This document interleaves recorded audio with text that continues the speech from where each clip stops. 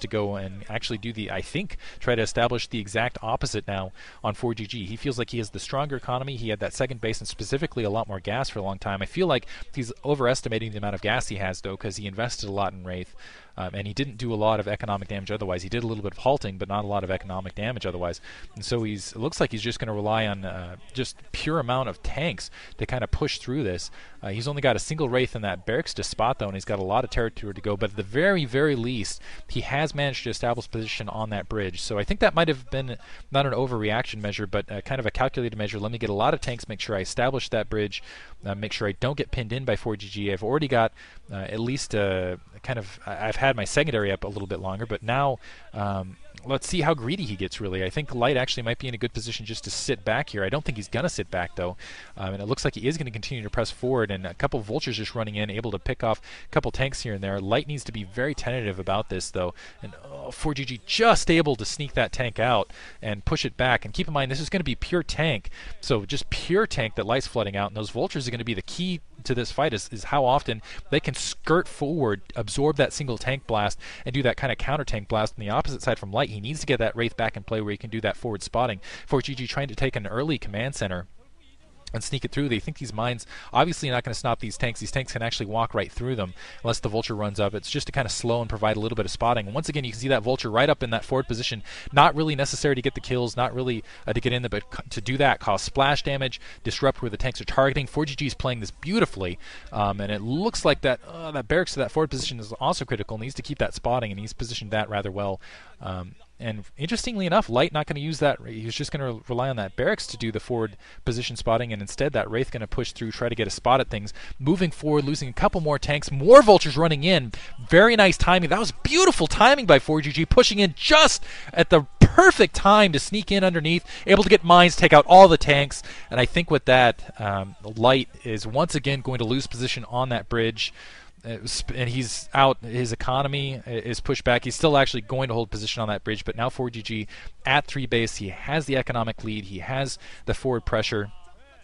That barracks has been taken out, so Light, what he's thinking right now is, okay, now I need to just dump a bunch of factories. Okay, never mind, that command center actually has been halted. But what Light's thinking is I need to get another barracks up, I need to build a ton of factories, and that barracks being out in that forward field, he's not able to do it. So again, he's just going to have to suicide forward with more of these tanks, and if Forgg, it looks like he actually did manage to produce a command center somewhere in that. I don't know where he's going to float it to. He's just going to have to pray that Forgg doesn't spot it. Maybe he's going to take it out to that 6 o'clock, but I don't think he's going to get anywhere near there with just this pure amount of tanks, especially with those vultures and the way Forgg's been microing them. A couple more getting taken out with the forward comsat, but he can't roll. It's kind of like, man cannot live on bread alone. Terran cannot live on comsat alone, pressing like that. That Wraith doing a really good job harassing. It looks like he's already got several kills. Let's see if he can sneak in. This is the problem. He's got that target of opportunity. Also able to harass that SCV to the north, and there's no way that, never mind, SCV comes in. I was about to say, there's no way that Light can defend that. Forgg already spotting it. A dropship now out, though, and it looks like he's going to be able to run up with a couple tanks. Vultures immediately running in, going to be able to plant some mines, lifting back up. And trying to, this is actually kind of a clever little battle here. Finally switching up to dropships, but the rest of the tanks able to move up in short measure, keep that command center from doing absolutely anything, immediately lifting back up, going to come back to home base. And now we're going to see the weapon upgrades come into play. Forgg has the gas specifically to continue with his weapon upgrades, and as soon as that weapons 1, weapons 2 kicks in, he'll be in a nice slot, whereas really Light does not have the gas to afford. It looks like instead he's got a couple dropships out. And he's starting to move out. It looks he has been able to kind of sneak out. It looks like he's going to try to establish position at that 9 o'clock. And honestly, those dropships are absolutely huge. Like I said at the early of the game, he might be able to at least establish a base doing this. But I almost feel like it's too little, too late. I think if he had transitioned a little bit earlier, when he had those, well, I guess you might have gotten run over from Forgg. I think it would have been better actually when he was earlier. Oh, might lose this command center. Looks like it's going to go into the red. This is another one of those. It's going to be close. Let's see if Forgg can hit it without losing any Goliaths. And yeah, he takes it out. But I think if he had transitioned to dropship sooner, rather than going to the third factory with that third machine shop, he still would have been able to penetrate the bridge, essentially with just troops. And there's that engineering bay we're seeing. And the Vulture's also going to be able to catch that dropship, so it looks like Forgg should be able to react to this fairly well. But again, yeah, if he had transitioned to that early, I think he could have used some of that map movement. First of all, been able to breach the bridge. Second of all, been able to put some more pressure on Forgg. And because of that economic lead, which he did have, I think he would have been okay, essentially. I don't think he would have gotten overrun in that transition. He wouldn't have ended up with basically the dropships filling up too much supply and too much gas instead of tanks. And anyway, we'll see how this... I think that would have been the better solution, especially getting some vultures in there and then keep Forgg back, force him in a defensive slot while you're taking your third. But anyway, that's all history. It looks like some vultures are going to be able to run up. Forgg is going to be able to pin these troops back, but it looks like it's just going to be SCVs versus... I'm sorry, tanks versus Goliaths, SCVs, with some SCVs just kind of standing around watching the fight happening, just busily mining. Forgg's got some dropships out of his own, quickly producing. Looks like he was just a step behind, and now Light doesn't even have that advantage. So it looks like he has been able to establish that 9 o'clock, rapidly trying to get another command center up, but he has nowhere to place it, and he's not going to be able to hold it. He's got all sorts of woes. He's got a lot of territory which he cannot cover. Forgg can cover his territory. You can see the additional factories he's already got in the field. Pretty sure that Light had to skip some factories to get that command center out so quickly. Looks like he's got a good amount of tanks out, but yeah, I honestly don't think he's going to be able to hold this 9 o'clock. And even if he does, Forgg is free to expand essentially anywhere, and it looks like he is going to expand at the 6 o'clock while attacking here along near that natural secondary, and it looks like might be able to take out... No, he's not even going to be able to take out that Forgg dropship before it unloads its payload. And it looks like he's going to be able to get out with both those dropships.